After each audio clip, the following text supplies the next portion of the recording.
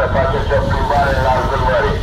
O frumoasă și plăcută plimbare în largul mării, de unde puteți privi și admira în întregime peisajul stațiunii Mamaia, una dintre cele mai mari stațiuni din Europa. Să respirați aerul curat mare din largul mării, să profitați de razele solare de la această oră. Copiii pot veni singuri, neînsoțiți de părinți cu acordul acestora. 5 lei pentru toată lumea. 5 lei de persoane, dragii mei, oferta săptămânii. Vă invităm. Avem locuri disponibile, va apăra și practic 20 de persoane la bord, în afara echipajului. Este dotat cu tot ce este necesar pentru siguranța dumneavoastră în navigație. De la urcarea primului pasager, 5 minute până la plecarea în cursă, indiferent cu câte persoane sunt la bord. Vă invităm.